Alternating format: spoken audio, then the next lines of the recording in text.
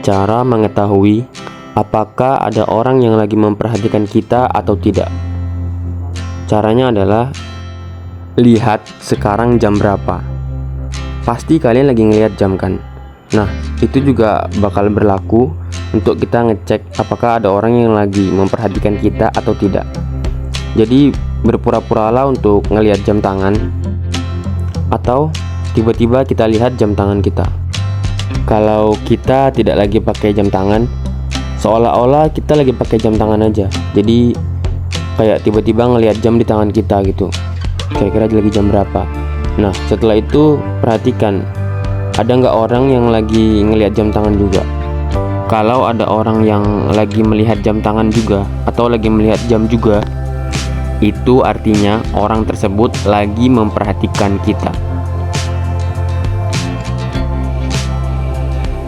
Cara supaya cewek itu lebih terbuka sama kalian para cowok.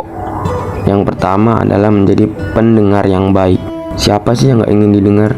Semua orang ingin didengarkan, termasuk cewek, bray.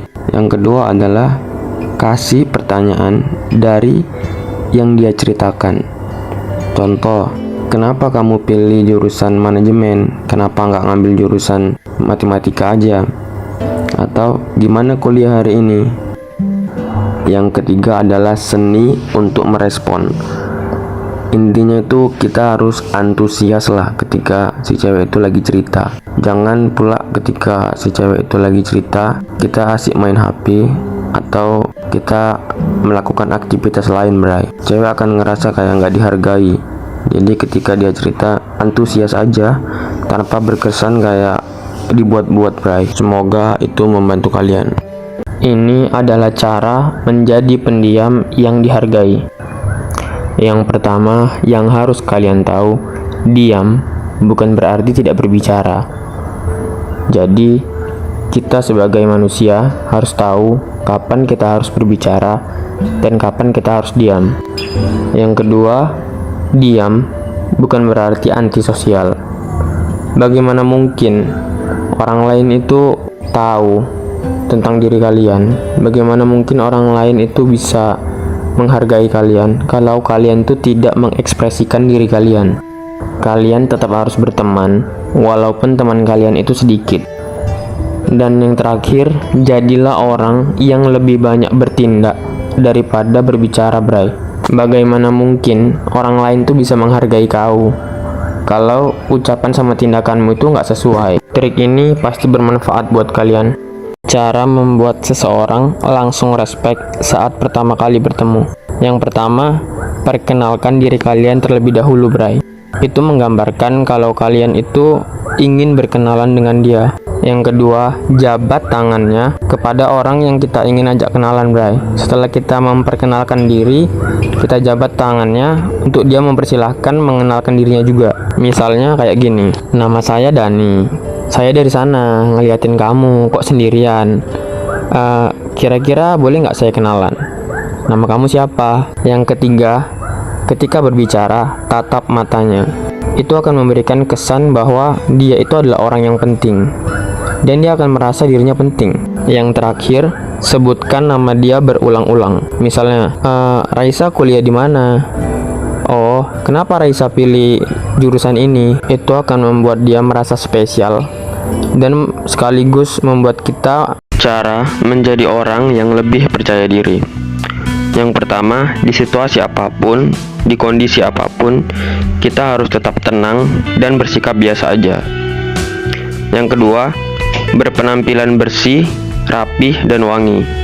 Ini tuh akan men-trigger otak kita untuk kita tuh jadi lebih percaya diri. Karena kalau kita merasa penampilan kita udah sesuai, kita akan melakukan apapun tuh kayak lebih yakin aja gitu. Yang ketiga adalah kuasailah bidang tertentu. Contoh, kita pasti pernah mendengar seseorang lagi berbicara dan kita lebih tahu dari apa yang dia bicarakan.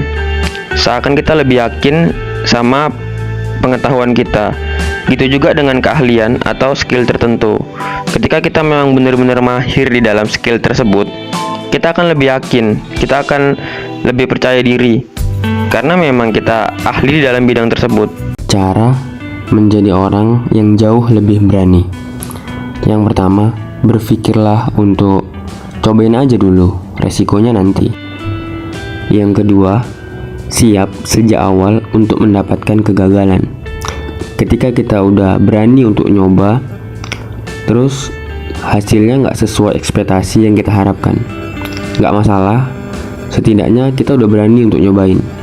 Yang ketiga, jangan berhenti mencoba dan terus diperbaiki.